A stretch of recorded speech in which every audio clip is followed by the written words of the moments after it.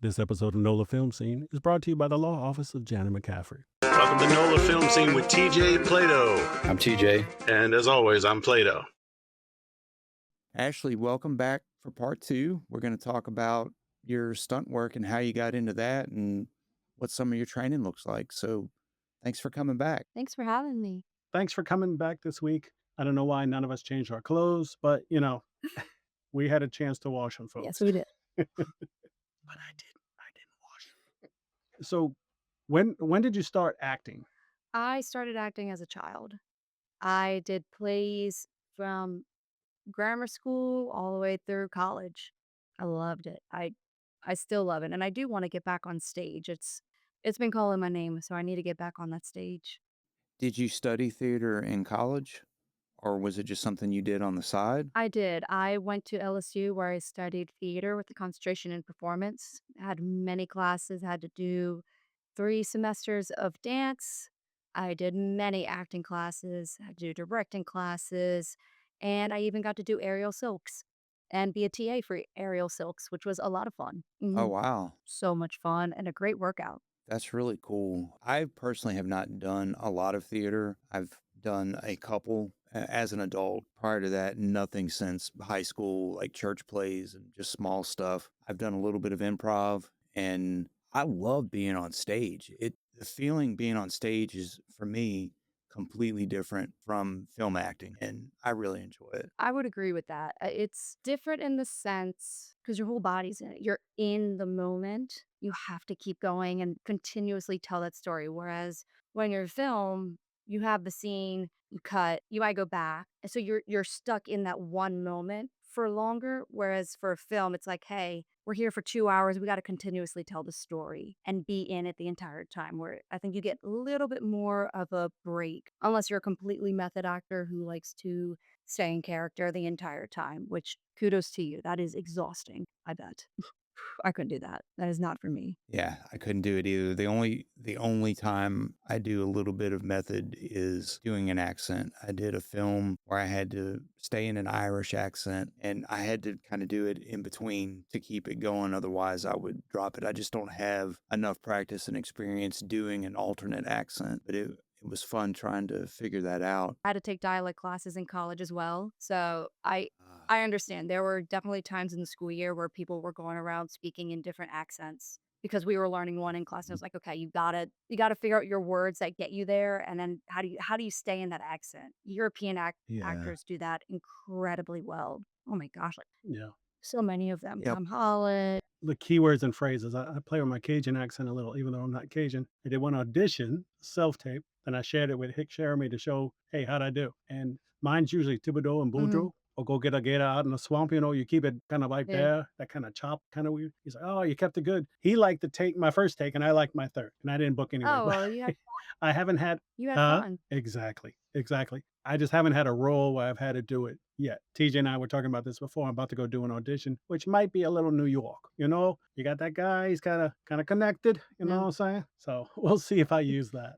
Might as well if they give you an opportunity to improv. Maybe. Yeah, if I can keep it going through the whole thing. Also true. Also Yeah. true. So you touched on your stunt work, and I can't remember the phrase you used, but I love how it's all storytelling. The biggest thing we found out here, which people may or may not think of, stunts, makeup, writing, acting, editing, intimacy coordinator, is all focused towards a story to make it better. Yes. So I just love that. Tell us a little bit about your stunts and where you started and how you got into that, please. Yeah. I've always been an adventure seeker, tomboy growing up. I grew up jet skiing and water skiing and slalom skiing and wakeboarding and wake skating and jumping off the roofs of a pier and jumping in the lake.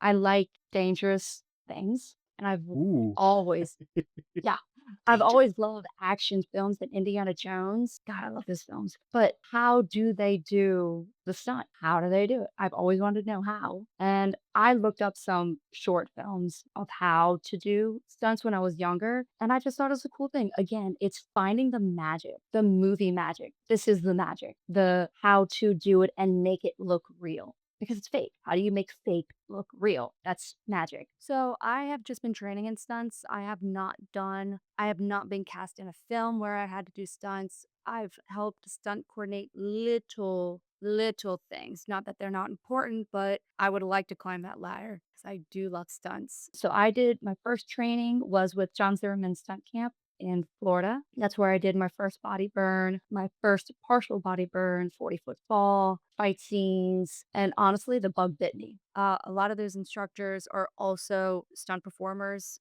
in Universal. It's like the Indiana Jones stunt show. Um, Nice. and doing stunts in front of a live audience is also different than doing stunts for a camera. It's about your eye lines, it's about your sight lines. You have to make sure that you're still selling it without hurting someone. And within that training, we were doing fight choreography, and the person I was training with was a martial artist, very good martial artist. I almost got hit Yeah. in the face. I mean, I felt his fist touch my nose. He's like, hold, hold. He's like, oh my God, I'm so sorry. Fighters are used to making contact. So if they don't feel contact, it's weird for them. So it's kind of funny because they had the right moves Yes. down, but I could continuously do it without hitting the right marks without hitting them, if that makes sense. They need something to hit, whereas the goal is not to hit. Yeah. So you have to rewire your brain almost. Hmm. So in that camp, we also did body burns, which was a lot of fun. We did 40-foot fall.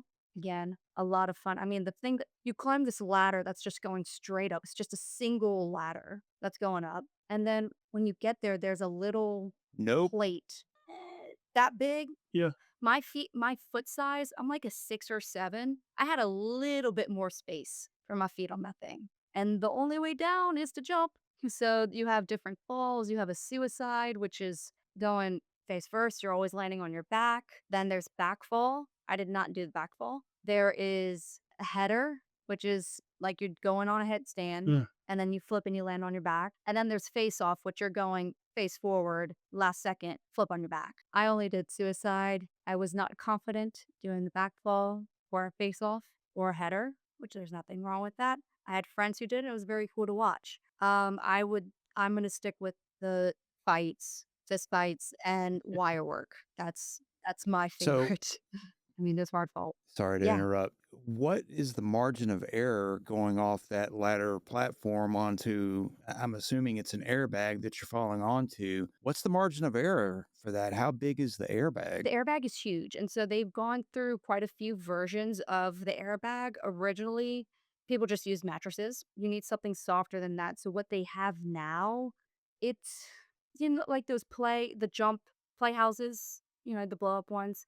Imagine that base. I mean, that's huge. It's a huge thing. In the middle of it is a red square, which you want to land flat on. But within it, they have the trapeze netting. So it kind of catches you instead of you Hmm. bouncing off. So it's more of a Yeah. cradle, and then they have these air flaps on the side, which air releases from, and you have to wait for it to come back up. It doesn't take long, but they put a lot of work into developing those things. But I'll tell you, if someone was at the top of that ladder and wanted to jump off the side, it's a choice. I mean, and look, if you're not jumping straight, there were some times where someone would jump and they would land and they would get off. The next person would climb, and because they landed on it, the airbag might have shifted to the right or shifted to the left or shifted back. So you gotta tell them, hey, bring it forward, or hey, bring it to the right, or hey, bring it to the left a little bit, just so it's there. But it is pretty big, and you can get a headache if you My don't like fear too many would times. be hesitating and getting hurt. Just, I'm completely terrified of heights. Safety is a state of mind. Even if you feel safe, you can get hurt. We need to take a quick break to pay the bills. Have you been injured through someone else's negligence? New Orleans-based actor Jana McCaffery has been practicing law in Louisiana since 1999, specializing in personal injury since 2008. Jana takes helping others very seriously, so if you've been injured, she's offering a free consultation and a reduced fee to fellow members of the Louisiana film industry. She's committed to helping the injured, and she will handle your case with professionalism and determination from start to finish. Information in the description below. Now let's get back to the episode. Yeah. Stunt coordination, like intimacy coordination, is all up to the performer. Yeah, and the team. Right, right. But I'm saying it boils down to if you don't feel safe on either side of that, pause. There's a problem. I can't do this. Yada yada yada. Yes. You have to be able to speak up for yourself a little bit, and your team should speak up for you. But You should you have to be definitely brave. speak up for yourself, because if you lie about something, let's say you're on a stunt and you don't know how to do that, and you've never done it before, and you say that you're going to do it, and then you do it and you do it wrong, you can get hurt. You can hurt someone Yeah. else. Yep. You also, if you're in the middle of filming, someone gets hurt, that is production time that is now stopped. And as we know, the most expensive thing on a film set is time. You're not going to get that back. And those people want to keep going. That's why stunt coordinators are very particular about who they hire. They need to trust you, which is completely understandable.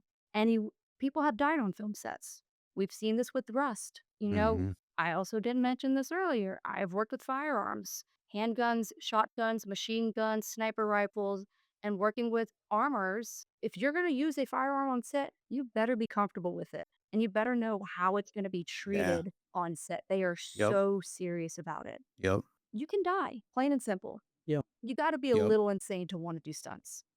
Yeah, I would agree with that. I did Twisted Metal not long after the Rust incident, and the weapon I was carrying on my back was an M14. It's a wooden framed weapon, very heavy. And when they handed it to me, checking the chamber, they actually had the barrel plugged. So ammunition could not be loaded into it. They were very, very careful and very particular about it. In 20 years in the military, weapons handling, I can really appreciate that because my background is treat firearms, all of them, prop ones or real ones, it doesn't Mhm. matter as if it's loaded. I can really appreciate being careful with firearms on set. Well, I would make the argument you have firearms and you have blanks. I can make the argument that blanks are more dangerous than a firearm. When people handle a firearm and there's Yeah. Oh, yeah. bullets, they're like, oh, I know this can kill someone. They have that. But when someone says, hey, this firearm has blanks, they say, oh, it's just fake. It's not real. No, a real explosion still happens. And even if there's That's right. not Yep. a bullet in it, if that gun is on the ground and let's say a little pebble goes into the barrel, there is now a projectile in that Yep. gun. And when that explosion happens, that thing is going wherever you're aiming it. And that little pebble Yeah. can kill someone. That's right. You have to be so careful. And I love the armors I work with, the Petways. They're very knowledgeable about guns. I got my gun training from them. I've also just gone to the range and shoot with them. So I know how it feels to shoot a blank and a true firearm. But safety, Yeah. safety, safety, safety. Yep. There was an actor in the late 80s. It was a TV show. I can't remember the name of the show. The guy was really fit and he was playing around on set with a firearm with blanks. And he thought it's just a blank. Nothing's going to come out. And he lost his life, because he put that weapon really close to his head when it discharged. And like you said, there is still an explosion that's coming out of the end of that barrel. Pressure has to release and it releases through the end of that barrel. And it was too much pressure for a human body, a head to take. We used blanks in training in the military. And for a full automatic weapon, at least the ones we were using, you had to have a blank firing adapter on the end of it, so that gas pressure would cycle the weapon at the speed that you need for full auto. I'm digressing a little bit, but I definitely understand what you're saying. There's a different feel when you fire a firearm with a blank versus a live round. Yes, there is. I think you're talking about. Say that again. From Bruce, Bruce Lee's I don't think son. I don't think Bruce Lee shot himself. No, he was There was Bruce Lee's someone else. son, Brandon. He was actually standing on a table. I'll look it up. Okay. Yeah, I thought it was a scene where like he put the gun to his head and pulled the trigger, and there was I've heard of that, but I don't think that was Brandon okay. Lee. The good thing to come out of that is when I work background on a show, when I do some 48-hour films, some indie movies, people are now hyper aware again that they should do a safety check. We did a Western, we got guns that can't even be loaded. We still did the safety check Yep. and we proved it to somebody, not that I need to prove to TJ at the gun I'm home, but it's a good habit to be in and just a good practice. I had one where a 48 where I was, and I've talked about it before, a gun was to my head, can't be loaded. It was, but it was a metal prop that could easily be switched and go, oh yeah, that's our But fake gun. once that camera Whoops. starts rolling, that gun is real. Right. And that's where your character, you as a person, your mind knows that it's a film, but your body doesn't. Your mind knows we're playing make believe, but your body is like, there's a gun in my head. End of discussion. That's what it thinks. And here in America, where our culture is, we're so used to guns being around, we need to do a lot more gun safety. We have kids who play with guns, with toy guns, and they just shoot people like they think it's not a big deal. If we start teaching people at a younger age gun safety, I think we would have a much more safe community. And even with film, people see a firearm, they say, "Oh, it's fake. It's not a big deal." They accidentally grab the live one because they look, even a plastic one that is, you can hit it on something. I mean, truly fake, fake, fake, fake. It looks just like the real one. Right. Firearms are not a toy. They're not a toy. And I appreciate that y'all are being really respectful for the firearms on a film set, even if even if the firearms are total plastic, they're toys. They came from Kmart and you unwrapped them. It's just the best practice to be in, just to make sure everyone feels safe. Yeah, when what he's referring to, that Western that we did, we all bought period correct revolvers from the late 1800s, and I checked all of them. We checked them all every day just in case somebody had a real weapon that was a stand-in. No live ammunition was allowed on set. I did have non-firing dummy rounds that were in the weapon, and we all double checked them. You can tell a dummy round versus a live round. And the weapon I bought my setup from a prop house, and there were options to buy a firing prop and a non-firing prop. And the firing one would fire either caps that would simulate the firearm sound or blanks. And I bought the non-firing version. Yeah. I mean, but even when you have something, we're still not pointing a gun at someone. That is another movie magic where you can have the camera make it look Right. like they're Offset. shooting at that person. The whole thing with intensity within film that I talk about, stunts and intimacy coordinating, it's still about being safe and making sure everyone goes home physically and mentally well from work. Yeah. Still work. The actor I was talking about was named John Eric Huxman, and the TV show was Cover Up.